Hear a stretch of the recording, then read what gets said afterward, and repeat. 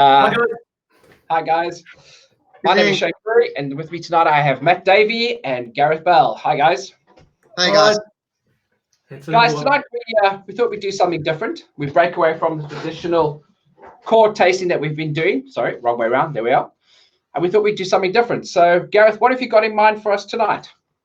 Well, Shane, yeah, you're right. We've done core for a little while now. So I thought tonight we'd take a little exploration into the two other kind of ranges and categories that we do with Mackmyra.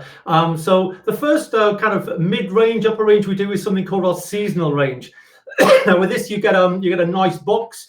And what it means is that every sort of, not every season, but every 6 months or so, we introduce a special finish, a limited bottling with some kind of extra ingredient in there to give it a little bit of interest, a little bit of balance, a little bit of just a break away from our normal range. So we're looking at 3 of those tonight. We're going to be looking at an interesting one, intelligence AI, which has been we've been working with our colleagues in Microsoft to work with that one. Right, Shane's you're gonna talk about that one. Yeah, we're also going to be doing an interesting one called Winter Sol.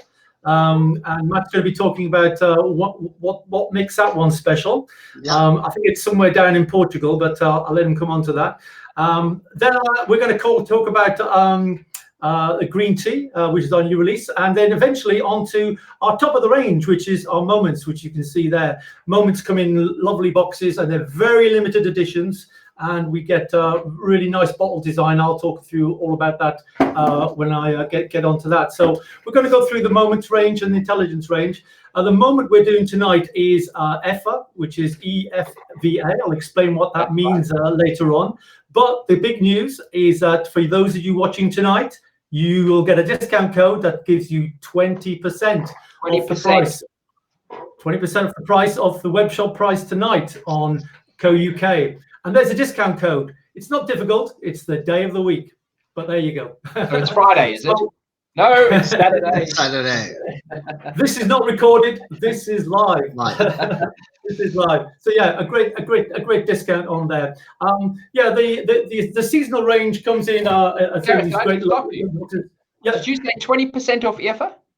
Yeah, 20%. That makes it a moment range at the price of a seasonal range. Yeah, I mean that's ludicrous. That's giveaway price. That's a great. We thought we'd be generous this time. So you're giving away a 14-year-old single malt with limited edition, with limited stock left in the world, less 20%.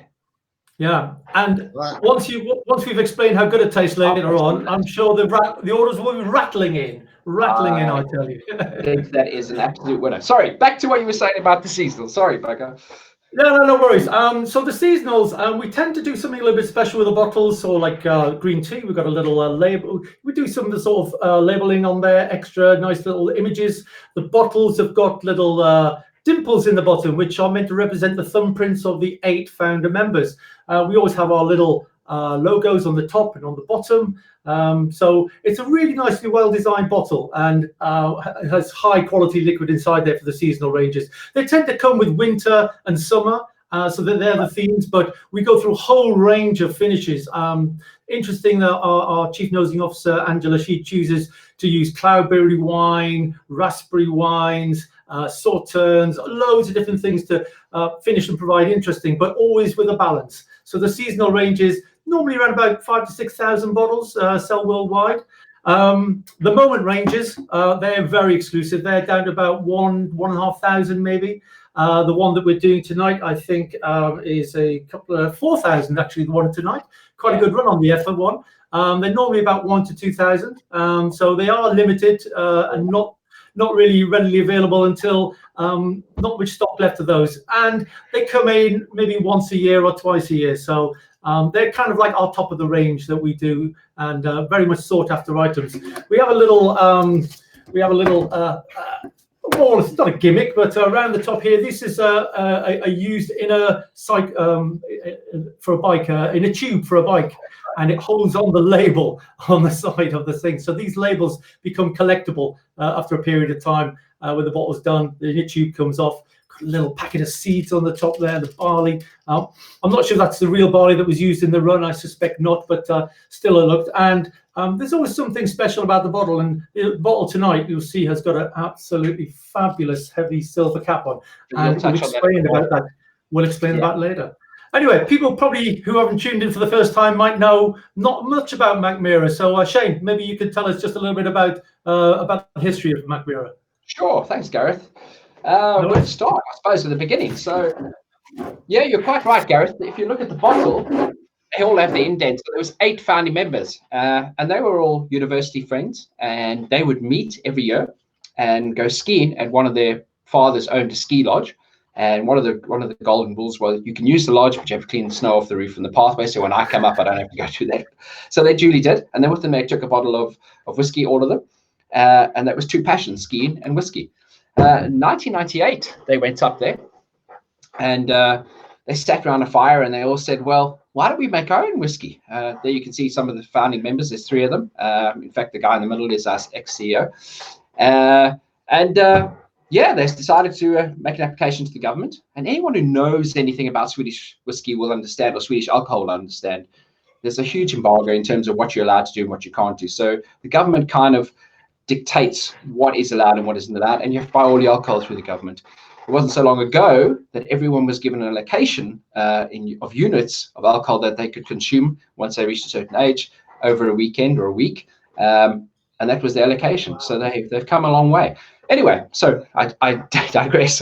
1998, they made the application, and 1999, they got the license, and they had to start producing whiskey. Now, these guys knew nothing about it, so it was a huge learning curve. So they thought, well, we better find a location. And they picked a location in a little village called Mackmyra, hence the name Mackmyra. And the little brooks is, as you can see there, picture perfect. It is the old distillery. Previously was an iron ore mill. Then became a power generating house, which then closed down in the 90s, and then it became Mackmyra Whiskey Distillery.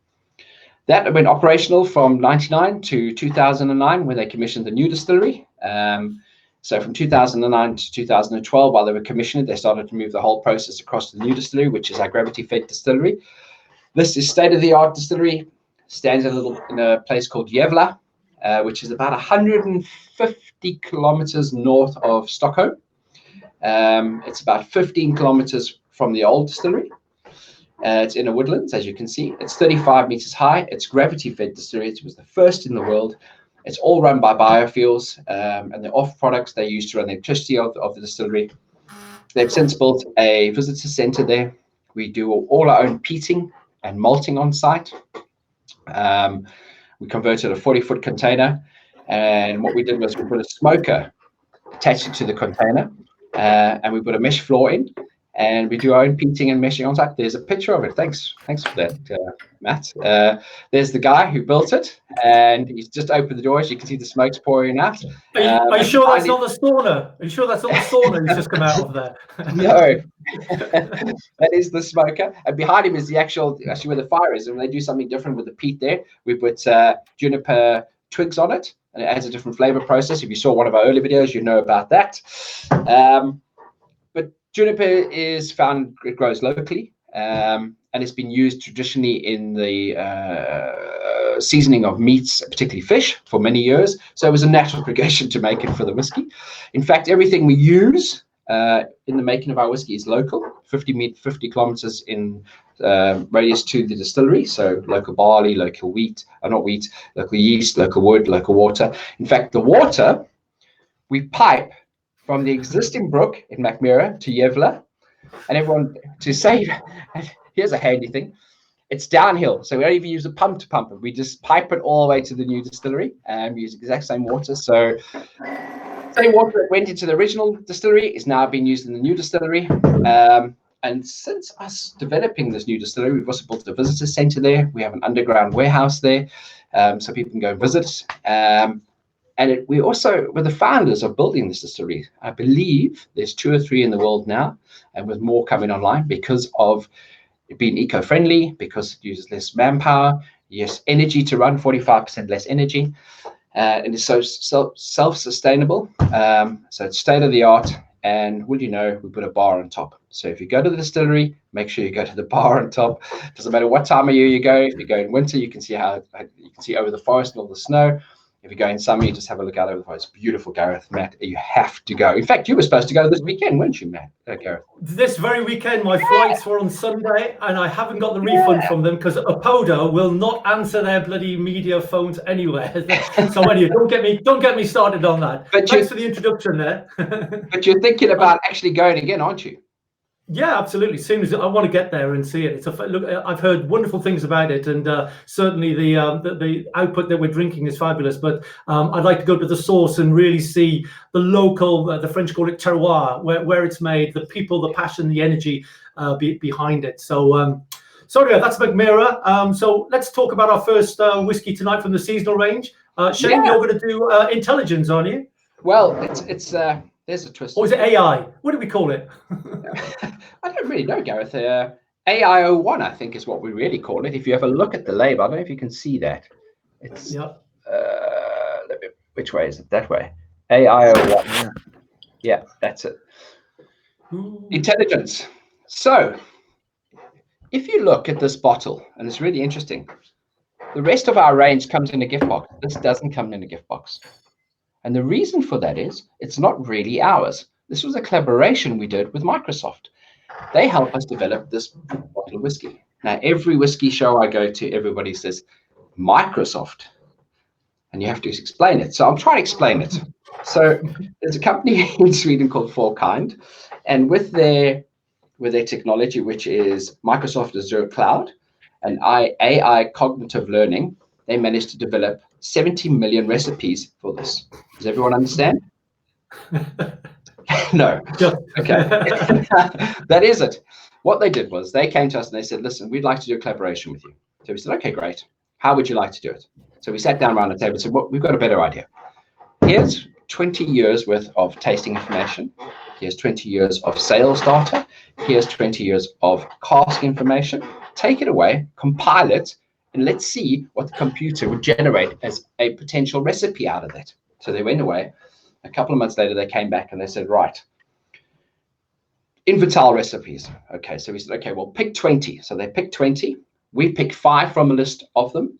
We bottled 1, AIO1. Because it is the first bottle in the world made by Microsoft, and because it's a seasonal, we've only made limited numbers of these. There's probably only about 6,000 to 8,000 bottles in the world. And that's it. One thing that Mackmyra never ever does, guys, is it never remakes the same whiskey. So when this is gone, it's gone. So anyone who wants to try and buy one or keep one in a cupboard somewhere, get one now. They retail about £56 on the shelf. Good value for money. Now, the skeptics out there said, this is never going to work. When AI takes over, we lose the personal touch. Well, I was one of those skeptics. So I thought, okay, let me see what this is all about. So for you people out there, grab a bottle, pour it in your glass, and just swirl it around a little bit before nosing it. Oh, I get vanilla, citrus fruits, a touch of spice, a bit of tobacco, pepper, white pepper. White pepper, yeah. Yeah. Matt? Yeah, I get a bit of butterscotch. A 46 little bit of butterscotch there Scotch, too. yeah. Sweetness. Lots of sweetness. A little bit of a hint of vanilla. I get a bit. I do get a bit of toffee though.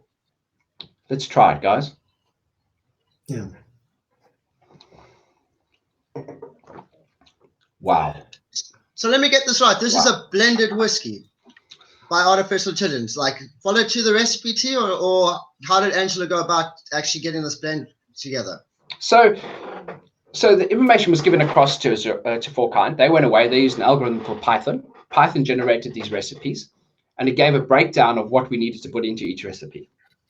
We picked 5 of the recipes. We bottled this one because we thought it was the best of the lot. This has got such a pear, such a fruitness. It's got a fruity but dry aftertaste. It's warm. Yeah. You know, it's got everything. When I first tasted this, I thought, wow. I was absolutely blown away. It was the first whiskey that I actually thought, right, this could actually go in my bar as an everyday drink. It is. I fully agree with you. It's a 10-year-old. It's got all the qualities. It's got a nice burn. It's got a lingering taste, and there's a touch of smoke in it. Does anyone pick up the smoke?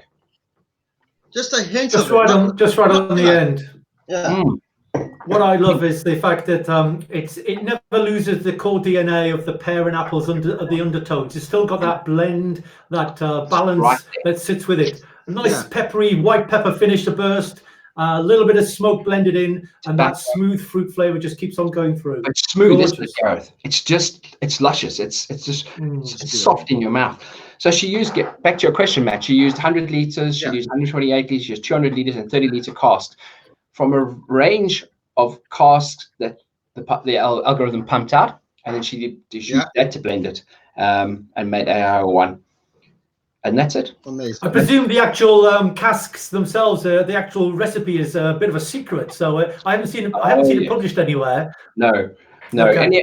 And Angela's on the show on Tuesday night. So anyone who wants to know should ask her then. But I don't think she'll part with it somehow, Gareth.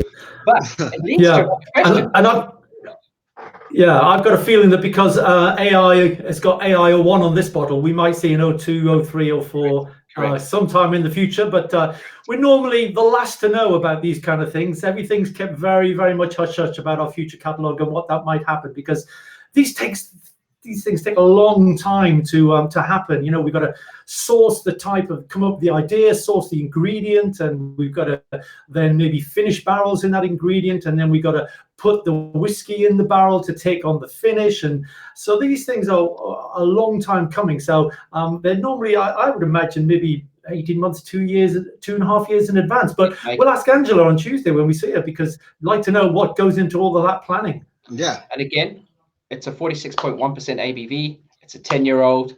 There's not a lot left, guys. Every single outlet that had it had sold out on it. So if you want it, go to our website. Matt will put it up in a minute. .co.uk. They're on there. Get a bottle. Get 2 bottles. Keep one for drinking. Keep one for another day. But it's worth it, guys. One of my favorites. Okay, that's great. Yeah. Excellent. Thanks very much for that, Shane. And let's move on to the next one we're talking about. This one's for you to have a look at, Matt. This is Winter Sol. I suspect it's something to do with winter. Yes, it is. It's one of our seasonal that we brought out. It's a 2019 release, and we actually brought this out as a winter seasonal. Winter Sol meaning winter sun. So if you take a look at the box, guys, you'll take a look that it's a dusk. It's a Scandinavian afternoon sun. So really ornate. Most of our boxes that we do each have their story and kind of go with what we've done with it. Now, my favorite part about Winter Sol, and probably one of my nicest cast finishes that I enjoy most when it comes down to single malt whiskey, it's a port cast finish, guys. That's right. Beautiful, beautiful. It has this beautiful red hue to it, almost like ruby-like through the bottle. Wonderful, wonderful. We kind of did a collaboration, and we'll normally collaborate with a lot of people when we do these kind of seasonals and stuff like that. So this time we collaborated with a Quintus in Portugal. They're very famous. It's called De Lavado, and they're in the Douro Valley. So they've been around for about 200 years making port. So you'll definitely pick up some port notes in it, guys. So if you take it to the nose, it's just captivating. The spicy notes, the pepper notes that you get through it. It's really captivating berries. From the word to go. Berries, lots of dried berries, kind of red berries, forest berries. Yeah, and a little bit of overripe raisin as well, guys. Like really, marzipan. I guess, but a marzipan as well, Matt. Yeah, no, definitely. And I mean, it's as I say, guys, it's geared up towards more of a winter kind of thing. So picture yourself sitting in front of your fireplace after dinner, having one of these. You know, just taking really easy, and those flavors are really geared towards winter and the winter months. But in all, it's a really, really good cask. Matt, how old does it taste like? We're talking about a 10-year-old port cast finish. So what we do actually is we go and get the cask from De Lavado. We bring them back and we keep them down to about 30 liters. And we put the whiskey into them for about 10 to 16 months, around about there, plus minus, just to get those flavors going. And then we bottle it and send it out to you. Again, with most of our seasonals, and similar to the AI whiskey, limited to 6,000 globally. What do you get on the taste here? It's just, there's a lot going on, isn't there? The sweetness, your mouth salivates with it, doesn't it? Yeah, that's the whole thing. It gets that nice velvety cream oil texture that you get. But for me, that I get a lot of how can I describe it? Buttery pear fudge, guys. I think that's the sweetness that you're looking for. And a little bit of hints of vanilla and oak, which is obviously that we use with the cask and stuff, but it's just a really subtle finish when it comes down to it. I like the tropical berries that I also get in the back of the palate, but it's the finish that gets me really nice. It's got a bit of a dark chocolate, almost spicy pepperiness to it. A little softer than the AI in the finish. That is correct. It's not as... like a lot of things that I've tasted port cask, I always get a little hint of citrus with it. The port just somehow brings out a citrus flavor in them. Just a hint of it, not a lot, just a bit of lemon or lime or orange or something in the background that just says, just a tang on the fruit. It's not a sweet fruit, it's a citrusy fruit that sits there. You know what, this would work really well with Christmas pudding. I think it is a Christmas pudding in a whiskey bottle, if I might say so myself. I think you got it spot on there. You're at the dessert. You're at the dessert time at Christmas time. Have it with your dessert. Hell, you have it with any dessert, really. But it just screams that for me. It is absolutely lovely, really lovely. Thanks, Matt. Definitely. So now we move on to the big guns. Okay. And Gareth's going to talk about big guns. The big mugger. Probably one of our all-time favorites amongst all three of us, I believe. Yes. Yeah, no, definitely. I think you're quite right. Yeah. This is a good one. So, Effa. Let me tell you a little bit about Effa. So, Effa is the first name of Effa Attling, a famous Swedish jewelry designer and actually also earlier model as well. Effa first designed her own piece of jewelry when she was 16 years old. I think she designed a little swan. And then very soon after, on her 17th, just after her 17th birthday, I think it was Eileen Ford from the Ford modeling agency picked her up, and she was modeling for about 12 years, I think, around the world, doing some very big stuff. And then she decided she'd go back to her first love of designing jewelry. So she set up a little boutique in Stockholm, and now she has 9 shops. And Effa is famous for being almost like a celebrity jewelry designer. So Madonna, many other people have taken her designs. And what we've got here is Effa is an example of a Swedish celebrity that come knocking on our door quite regularly that says, can we collaborate with you? So every now and then we let these people in, they have a wander around with Angela and they pick some casks. Now Effa picked 19 casks down in the deep Bodas mine, and she particularly wanted a kind of fairly sweet finish and a softer sweet. So she picked 14-year-old juice that had been finished in birch sap wine, and also another cask which had a sweet cherry wine in there as well, just to put that final bit of sweetness on the top of it there. So it's a collaboration thing that we do regularly. We also collaborate outside of Swedish celebrities as well, but some of the moments are dedicated to the Swedish celebrities that come along and pick their casks with us. So Effa, this lovely bottle.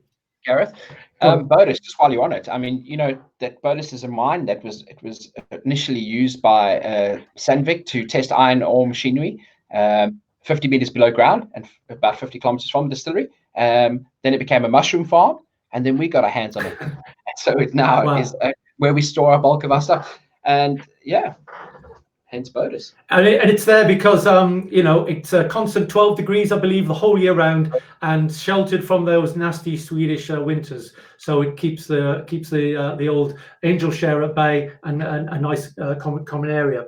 Effa Attling and her approach to design and for jewelry design, she come up with a slogan, "Beauty with Thought," which I think is pretty apt, because I think a lot of the stuff that Angela does turns out beautiful after the thought that's gone into it. So I think there's a real parallel there about two people who are master crafts at their chosen art, and they coming together and bringing those skills together to bring something, a collaboration that's quite unique and a one-off. It's not many left, and people keep on asking me, have you got any left? I need 2 more. I need 2 more. These things are going pretty quickly.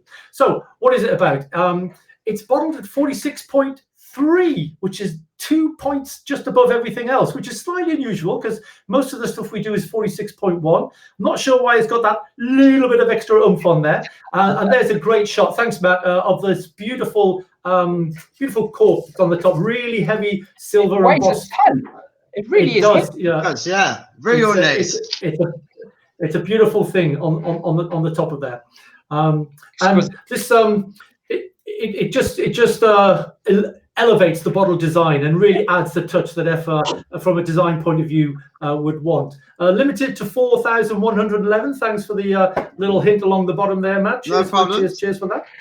So, okay, what's it all about? Well, it's the set of casks that she chose were mainly Oloroso casks because she loved that sweet flavor, finished in American oak.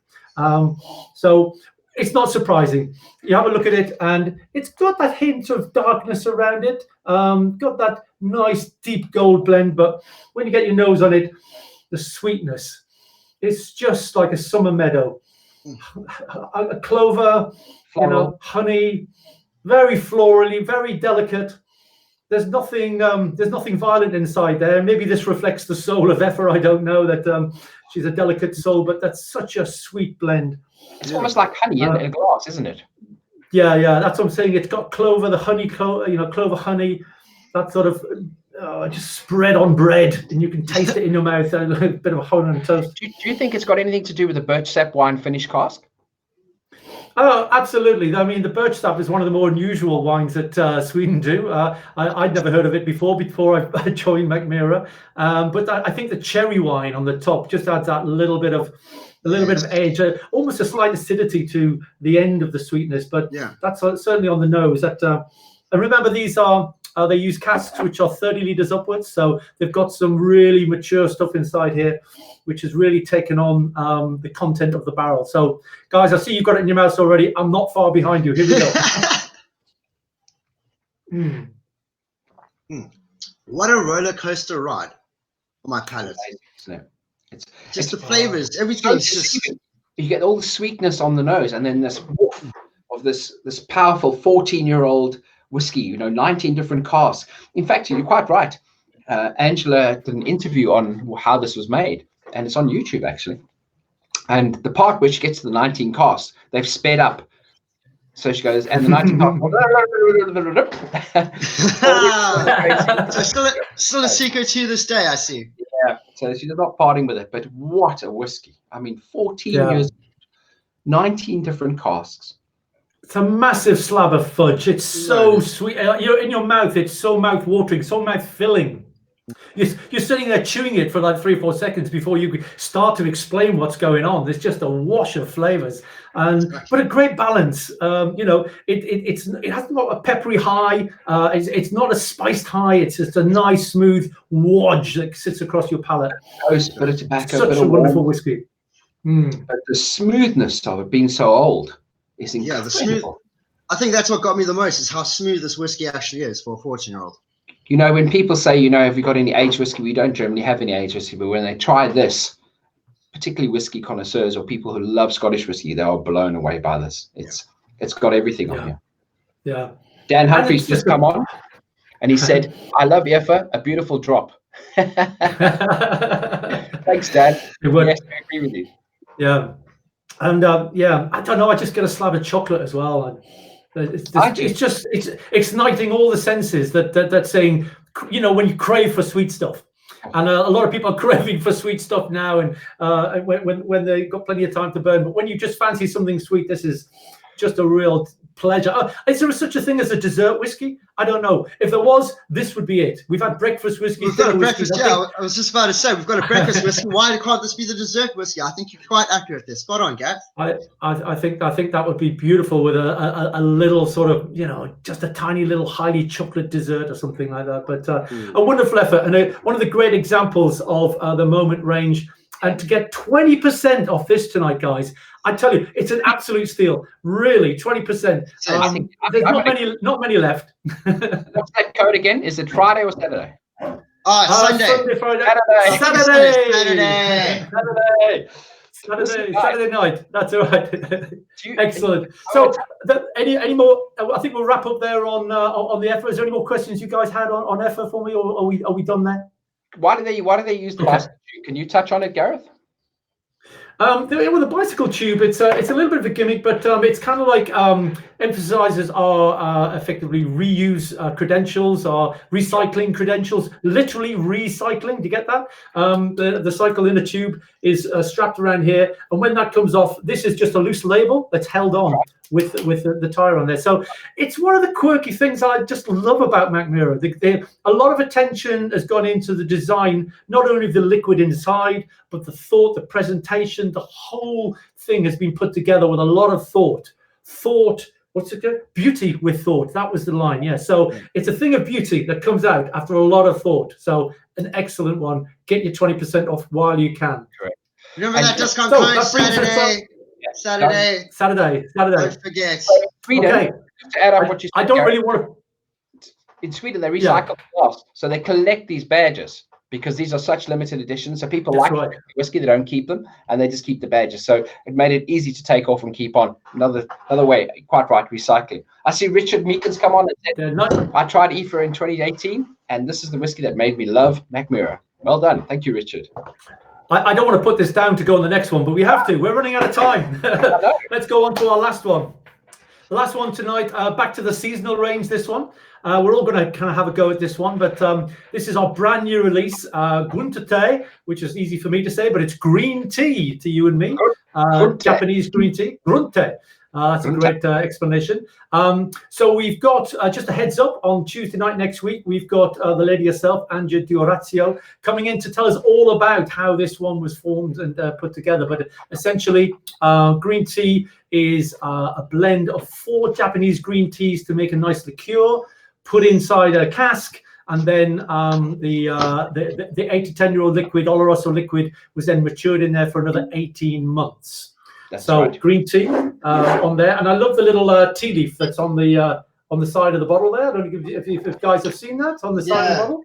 There's the packaging, it sticks out. You know, if you're looking for the green tea box on the shelf, this is what it looks like. You can't miss it, and then it says in the corner, green tea cask. We were the first people in the world to do this. Another first. Excellent. It was our release. Now, a new release for seasonal. I believe this was born out of Angela's own interest in Japanese green teas, and was given license, I think, on her nomination to the Hall of Fame to maybe experiment a little. And she went out and researched, and I believe worked with somebody called Yoko Ono. Or was that something like that? Yeah, that's correct. That's correct. Yoko Ono actually owns a tea house in Copenhagen, guys. Funny enough. Ah, right. Okay. So we know that at the end of that collaboration, there was 4 of the green teas that were chosen. I'm not going to try and name them because I'm not very good at pronouncing, but they're all on there on the labeling and stuff for you to be able to enjoy. And the green tea itself, don't expect it to taste like green tea because it doesn't. Like anything else, it's a blend and it's a real balance that goes in there. So it takes the color. Yeah, let's have a go. Lots. Oh, it's beautiful. I get a slight hinge of ginger there, not pepper, but just something a little bit tickly, just a little bit tickly. Yeah. Nothing too much.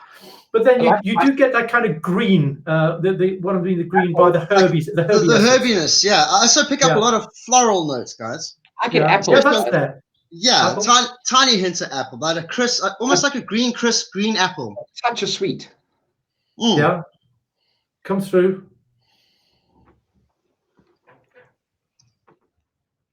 Ooh. That is a rather interesting smell. I haven't smelled anything like this on a whiskey before myself. Wow. I like that. 46.1. You get a nice punch at the start. It's a little bit more agile and peppery than it actually suggests on the mouth, on the nose. When you put it in your mouth, you do get a boom. You know, it goes off, and the spice and pepper goes, and then the fruit comes through afterwards. I get this clean oxidizing on the nose, and then again on the palate. It's like it's almost like the Calvados. It refreshes your palate. Like a little bit of a crispy apple, but I also get a bit of a hint of a bit of a spiciness to it as well. Yeah, definitely. That comes through. And for me, that on the end, you get like almost like a herby tannin flavor or effect. It's not a flavor. I think it's a mouthfeel that you get on something that's just a little tanniny, and maybe that's accentuating from the tea. I don't know, but it just feels like it's just making you go. I can taste that. It coats the mouth. Gives you that long flavor. Yeah, a bit of almost. I get a bit of an udamami kind of flavor, like that general udamami kind of tea flavor. But I believe some of the teas themselves give off different types of flavor profiles. Some are sweet, some are spicy, some are a little bit nutty as well. So I think that tea liqueur actually does help bring a little bit more flavor into it, a little bit of those profiles and hints. It's going to be really interesting to ask Angela a little bit about this on Tuesday. Oh yeah. To actually have her on the show. I mean, how lucky are we? I know. I'm really looking forward to meeting her and having a conversation with her. So, guys, that's our whistle stop tour of some of our more mid and upper range, our seasonal approaches, and our top of the range of the moment range. I think. Generally, the ethos of the distillery is fantastic. It's an explorer. It looks for things that are new and brave and interesting to go for. To take some of our oldest liquid and mix it with things like green tea, with raspberry wine, in this case with cherry wine and birch sap wine. It's really quite a chance that you're going to be, are you going to ruin this? But it's always done with care, with precision, and with balance. So we open a lot of doors, and we keep on coming up with these wonderful expressions across the range. So as well as the core range, our mid-range is the seasonal, the upper range is the moments for you. Yeah, I've just had a question from Richard, who won the green tea on Tuesday. It was Simon. So Simon will be getting in touch with you. Congratulations, you won all of this, and please join us again on Tuesday night and chat to Angela if you have any questions. We will be giving another one away. Another one away. Speaking of giving away, Gareth, what are we giving away tonight? Tonight it's 20% off EFA. Can you believe it? Quick, 20%. Saturday. There's your code. There's your code. Saturday. Guys, next week. Get it on our website. Yeah. Oh yes, next week.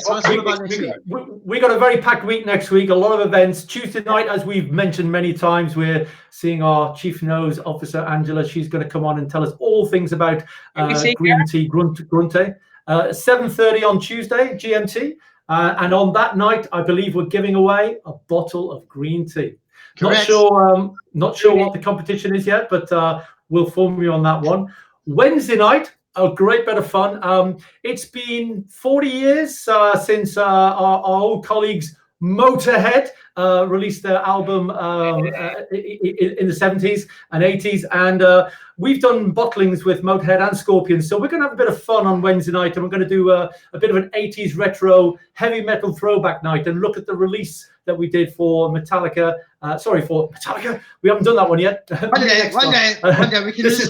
For Scorpions and something to a scoop here, Gareth. Well, there's a guitar back there. I might strum a few tunes. You never know. I've got a lot less hair than I used to. It used to be down at my bum when I was a heavy metal guitar player. So this is my own personal interest, guys. I'm going to go out on a limb on this one and be a bit selfish, have a bit of fun. We've also got Patrick from the distillery joining us on Tuesday night. Absolutely, Patrick. Never met Patrick. I'm looking forward to meeting Patrick. I believe he's a musician as well. So looking to cross swords with Patrick. And so that's Wednesday night. Good bit of fun. As usual, 7:30 GMT, as most of our tastings are during the week. And on Thursday, pretty big collaboration with a fantastic whiskey group on Facebook called Whisky Adventure. This was a group that was formed about 4 or 5 years ago by our good friend Jamie Dimmock. And he built such a wonderful community. And these guys have been buying our packs like nothing. Our sample packs have been flying off the shelf. We are going to do a joined live tasting with these guys. Unfortunately, it's a private event. So if you would like to join, all you got to do is join Whisky Adventures. It's not hard. It's pretty easy to do. And the event's on there. And order that pack. It's available to order until end of play Tuesday to make sure you get it in time for Thursday's tasting. Yeah. Right now, the website says, go on. We get a free glass. Pack, Shane? We also get a free glass and a miniature of the green tea. And that should be in stock within the next few days. Okay. Good. Yeah. We have run out of that on our website just now, but we're told it's going to come back in any second. So do keep on trying for those. So busy week for us next week. Thanks for tuning in tonight on your Saturday night. Thanks for sharing your time with us. Thanks to Shane up above. Here we go, over there. Thanks to Matt over here. Yes, guys, enjoy. The wrong way around. Guys, I just want to say thanks to the guys who've been running the chat for us.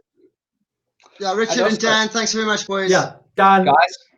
And Richard. Yeah, okay. Anybody who wants to be part of this, who wants to be more involved in this, this is not exclusively just Mackmyra people. We have guests on here. We had Dan from last week. We're going to have Jamie from St. Albans next week. Get hold of us on one of the social media sites that Matt's going to scroll along the bottom. Touch base with us. Tell us what you'd like to do. It doesn't necessarily have to be the core range. We have a full range of 17 whiskies. Talk to us. Let's put something in the diary. It can be private. If you have a social private event you want to cater for, or we could do something public. We're friendly. We don't bite. Yeah. And we're not limited just to one whiskey. So give us a shout. Let us know what you'd like to do and be part of this. And come on and join us on the set. It's always nice to have people come in as well. And in 2 weeks' time, don't forget to tell the guys in 2 weeks' time we've got a cask evening. Yeah, we've also got a cask guy coming in to talk about casks. We also have a UK Northern team going to be starting these presents. When are they going out, Matt? When's their first one? Next week? Matt? Yeah, I think so, yeah. UK Wednesday next week. Yeah, they can just keep an eye. They can go take a look at the full listings on our YouTube channel. All the shows are on there. Okay, great. So watch out on the YouTube channel. Join us on those. So Tuesday we're back, Wednesday we're back, Thursday we're back, and possibly Saturday back with the core range if we have stock again. So there's a lot going on. My thanks to everybody. Thanks to Matthew Davey. Thanks to Gareth Bell. Thanks to Richard and to Dan. It's been great, guys. Stay safe. Look after yourselves. And from myself, Shane Perry, good night. Cheers, guys. Good night, guys. Night, boys.